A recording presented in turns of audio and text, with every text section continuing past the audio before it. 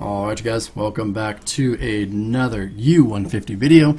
Today Gritty and I are sitting down. We're going to watch a round 1 game between Cyrus' Sylveon and Stage 1 Rush, the 2 versus the 31 seed. Should be a good one, guys. Thanks for tuning in. We always appreciate our fans. Man, you must be drunk.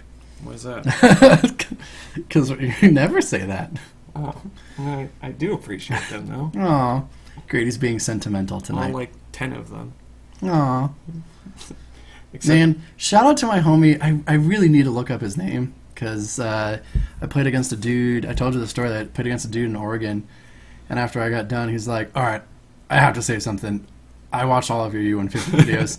I was like, "What?" And he's like, "Yeah, I know who you are." And I was like, "What?" Like, it was like, oh, it was the sweetest thing, and that guy deserves a proper shout out. And I really need to like hook that dude up because he's a homie. Shout out to that dude. Shout out to that dude. I believe that was the guy that he had 2 Grubbin prized. Oh. And I took a really risky play and knocked out his 1 Grubbin on turn 2 of the game. Yeah. And he was just like, he nests balls the next turn and gets a Bulu. And I was like, oh, girl! Like, here we go. Poor guy. Poor guy. But, man, if you're watching, dude, send me a PM so we can give you a shout out. Shout out to that dude. Yeah. Respect. DM me. Straight to the DMs. Anyways. Slide right in there. Yeah. Girl. Anyways, yeah, we should probably talk about U150. I mean, it's set up, you know? And Grady takes forever this game. I mean, per usual. Per usual, but we shouldn't have let you play Cyrus, man. Like, that was a mistake. I don't know what you're thinking. Hey, Grady, do you want to play Palkia Dialga today? 5 hours later. I'll let you decide. So, real talk though, this matchup is really terrible for the Cyrus Sylveon player because basically everything they have to try to get set up has abilities. So, Weavile kind of fucks them, and it's just extremely hard to get your combo off under all the pressure that Stage 1 puts out. Yeah. As well as the normal stuff that blocks Sylveon being hex looping and... So, if you're not familiar with the Cyrus Sylveon combo strategy, I would urge you to go watch the video first. Otherwise, you're kind of not going to understand why these seemingly random cards are all kind of trying to be set up here. But if you need the cliff notes, there's a 1-turn combo where you just kind of remove their entire board and win by bench out. So the opposing players pretty much the entire time have to hex lock or just outpace you, sort of thing. Mm-hmm. But it's super convoluted, and you have to get a lot of different pieces set up the right way, and just very hard to get under any amount of disruption. So Stage 1 should probably have no problems putting out enough pressure to prevent them from getting the combo off ever. Yep. And also, if the glare is rough, that's a Baltoy on the far left of Grady's bench. Yeah. And he got the turn 1 C off, yeah, which is what you need with this deck. Yeah. The main issue, though, is that Mew is a 60 HP Pokemon that has an ability. So every turn, Weavile can just kill it for free, basically. While applying pressure to all those bench-sitting ability Pokemon. Yeah. So Cyrus Sylveon's not a great deck in the first place, and this is kind of just a nightmare matchup. Yeah. Outside of some, like, Garb deck, because that you just don't win. Item lock and Garbs. Yeah. Or Item lock and Garbs, yeah. Those would be the 2. So... yeah, I mean, there's just not much more to say on this matchup. It's you're tuning in to watch 20 minutes of me saying Rule of Evil. Yeah, and me trying desperately to get my board back out every single turn, but it's a losing battle. Yep. Plot spoiler. Cyrus Sylveon does not win this game. No. But I mean, that's the thing about Cyrus Sylveon, though. It's going to look like it's losing, and then it may get the win, like just out of nowhere. And then, what's the Scar quote? Up until they were winning. Yeah, up until they win, they were losing. No, up until they lost, they were winning. Oh, that's it. Yeah, up until they lost, they were winning. So I guess the opposite of that. I mean, it's a good quote, man. But yeah, but I mean, this deck is really capable of just winning, even if you're down 7 prizes to none. You can still just kind of go off on a turn and hit everything. It's just extremely difficult to do. Yep.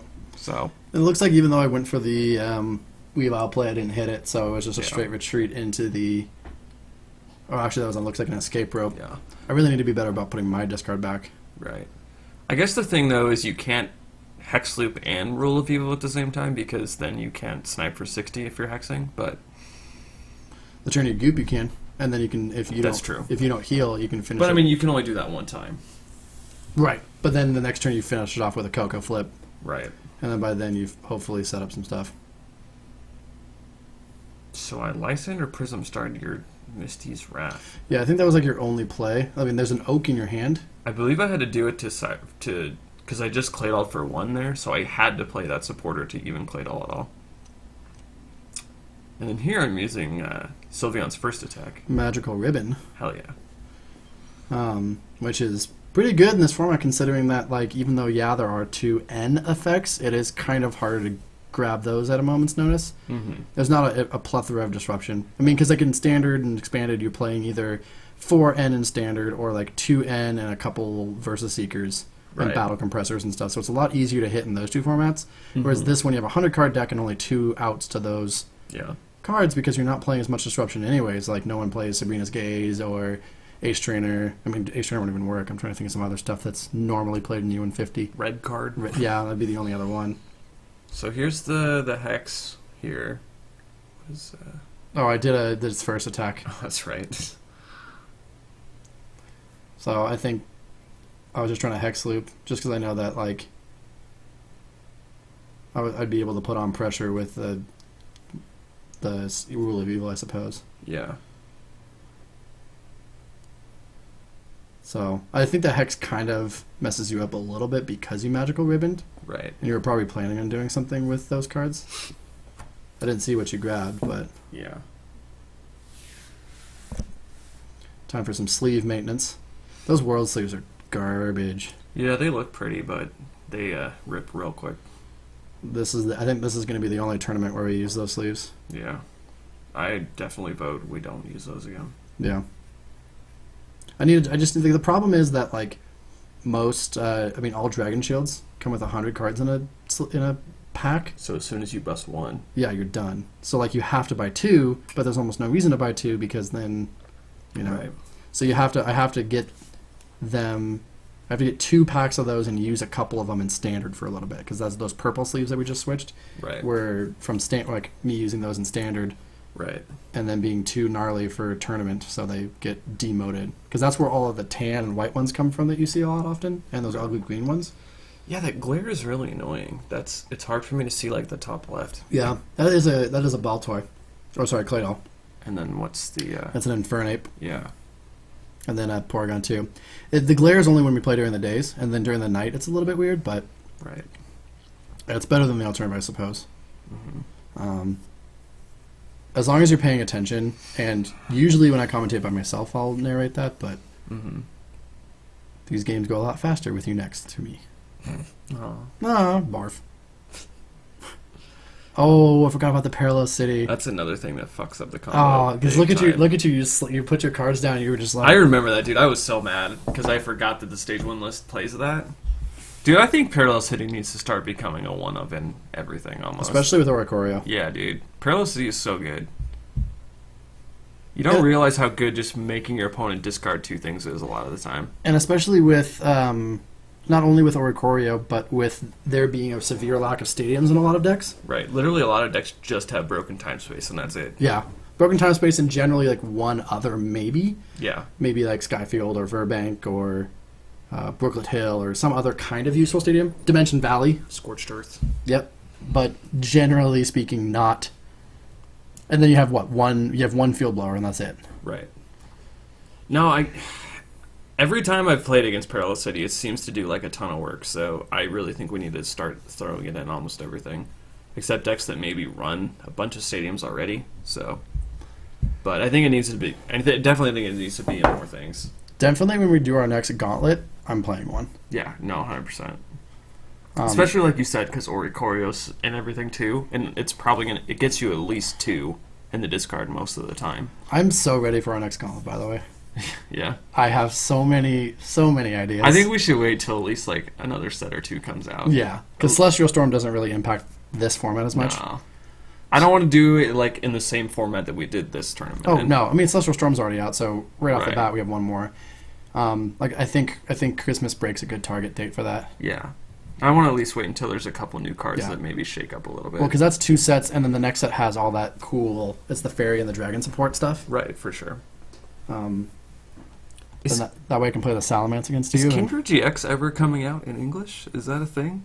I've known about it for a long time, but I feel like it's not coming out in English. No, I think it's because it's not out. I don't think it's out in the next set. Weird. Because me and kind of proxy that out forever, but if it's not coming out, it's. I think it comes out probably in our October-November set, Right. which would. I mean, yeah, that'd be perfect for then. Yeah. Huh.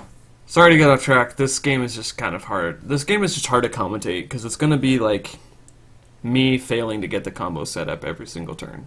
I don't know what else to say about it. I mean, that's really it, right? Like, it's... There is this weird thing where Greedy Lysanders up the Claydol, and I do 40 damage with it. So, and here's me Lysandering and taking... Oh, no, I thought I was going to take a knockout with Claydol. But this plus power play is actually pretty big because it knocks out the Porygon and the Spiritomb. I think Plus Power is a really underrated card in U150. Yes. It seems like it doesn't impact the game very much, but especially in a deck like this. Well, yeah. There are certain decks where, like, it's almost needed. Yeah. This deck, I mean, like I said, this deck is built the same, like the way that we built it with our first Gauntlet, where it's anti-Oricorio. Right. Like, even for just something like this play, where you get the +10 to knock out a Porygon too, Yeah. is really nice. I mean, imagine how many times you Pakui'd for good amounts of damage. Yeah, for sure. So, it makes, I mean, it's the thing that makes Stage 1 Rush so versatile, is the fact of, like, you Yeah. always have an optimal attacker, and then when you don't, you have all these damage modifiers to make a suboptimal attacker a good attacker. Right, for sure. Now here I'm putting 60 on both on the Infernape and the Claydol, and if you don't do something about it, I can bat drop them, Yeah. or Bad drop. bat. Not in this deck. What? Oh, sorry, I thought we were playing. Sorry, for a minute there, I thought it was just strict Weavile. I mean, it might as well be. Because but- if you look at my board, that's the exact board a Weavile setup might have. Right. I mean, the thing is, I'm never gonna like knock you out back. So, at this point, it basically is. Yeah, I mean, you could do a thing with Dimension Valley, Mew, Counter Energy, and Well, then, you are weak to fighting, so Infernape knocks you out too. oh yeah. I remember I was actually thinking about doing that, but I mean, you could use Sylveon's second attack that does 110. that's true. So, I was scared that you would at some points, but I mean, I'm not gonna win a prize race against you anyway. No. So, like, what's the point of even taking a knockout? doing that plus like disruption with a low end count, I right? guess so. End disruption knockout. I mean, sure, but That was the sense I was trying to get for, because once I got down to those low prizes, I knew that might be an option.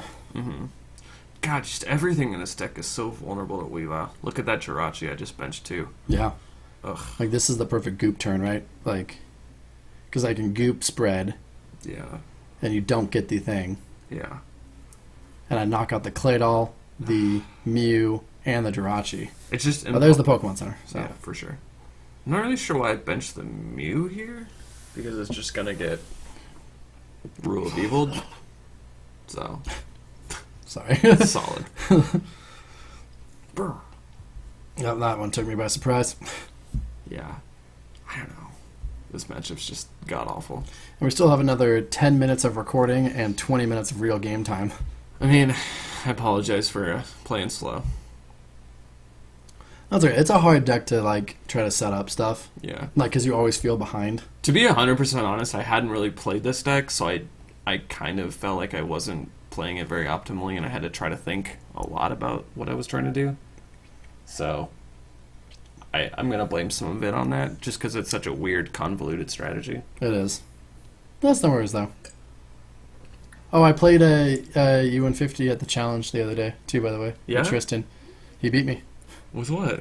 He played Alone on Executor, and I played Jumpluff.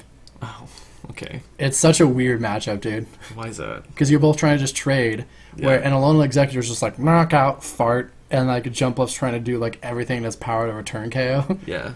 Yeah. Alone Executor seems like it would win that. It was close. I mean, you are a better player. It went down to 3-3 prizes, and then he hex looped the last 3 prizes. Yeah. I was like, damn it. Like, You've taught him well. yeah, I have. Tristan's getting better. Shout out to Tristan. Tristan, he doesn't even watch though. He's like, "How's the tournament going, man? Like, did you guys start yet?" I'm just like, "Dude, like, Yeah, we did. yeah, we're like, we have a final 4, That's all right. and all we're doing is losers bracket for the next 2 weeks." Like, so yes, Jump Off is bad, man. Remember when we thought that was like one of the best decks? it's still top like 10 though. No, it's really not. We dude. rated it 7th in this tournament. Dude, 90 HP on your main attacker on a stage 2 just doesn't do it anymore. Man, I mean, I'm not going to play it for our gauntlet, and I don't recommend it for any tournament. And it's really terrible in all these big beefy GXs. yeah, Like- and also choreo does kind of screw it over because there's not much HP. Yeah. Like, you can't bench a hop up and pass. It's partly that we've just like gotten better at this format, but it's also that like the format has evolved into a place where it's very hostile to jump left. Yeah, So especially with all the your guys' concoctions playing these heavy GXs. yeah, for sure. So, It's just doesn't do enough damage for this. but here's more of Grady. He played an Oaks. Yeah, I mean, Yeah, I don't know why he benched the Mew there. Because that's just a free 1 prize. It looks like I'm at 4 prizes God, now. it's just so hard to set up everything because normally you would want to bench the Mew and attach to it to try to help you later, but Yeah, and I think the issue is that like every single turn you're having to hit a center yeah. every turn. Yep. Because if not, I'm taking the knockout on the Infernate for 2 prizes, and the Clay Doll, Yeah. and possibly some other stuff. You finally get your Porygon 2 back here, but this is going to be another spread down to 3 prizes if you don't hit it and the center. Yeah.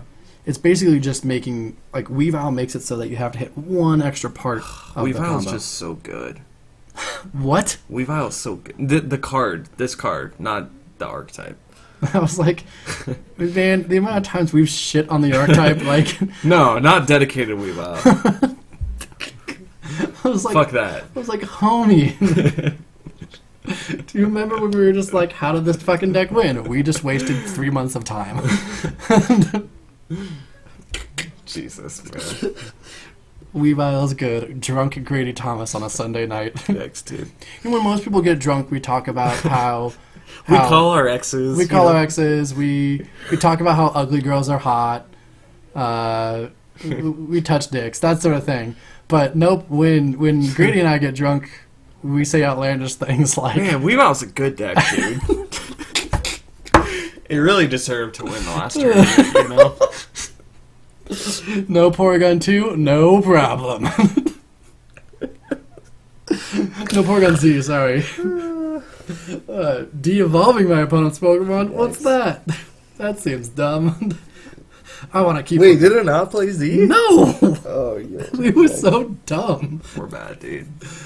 It was like the only... Because we played Porygon Z in like 11 decks. Yeah. And the one deck that definitely should have played it didn't. God, our first tournament was such a mess, dude. There were so many, like, inconsistencies in deck lists. Yeah. I mean, there's still a little bit of inconsistencies in these decks. Yeah. But it's so minor. Maybe 1 card. Yeah, for sure. Definitely not as big. It's kind of funny.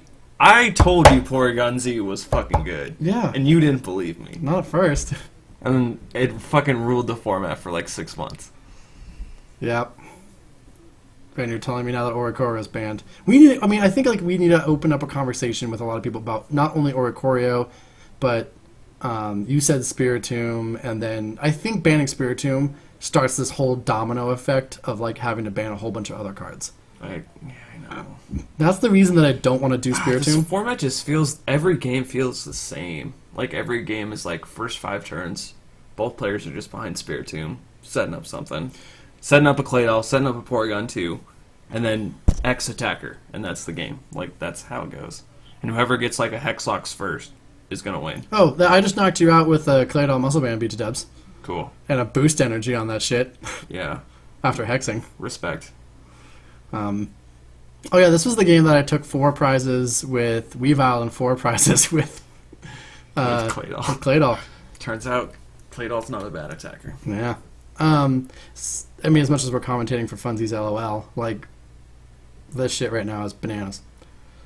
Yeah, no, the problem with banning Spiritomb is that you also have to ban stuff like Oak and Misty's, then you have to ban Trump cards. You don't have to ban Oak and Misty's unless you don't ban Trump. Right. So that's 4 cards you have to ban from just banning Spiritomb. I know. And that's, like, yes, the first couple of games feel the same, but maybe we need to change the decks a little bit to, like, maybe you play a 1-1 Swellow line. What? You know what Swellow does? No. It's a stage 1. Is that the one with the alpha trait? No, it says once during your turn you can make your opponent switch their active. Why don't we just play Silent Lab or something? I mean, more decks should play Silent Lab then.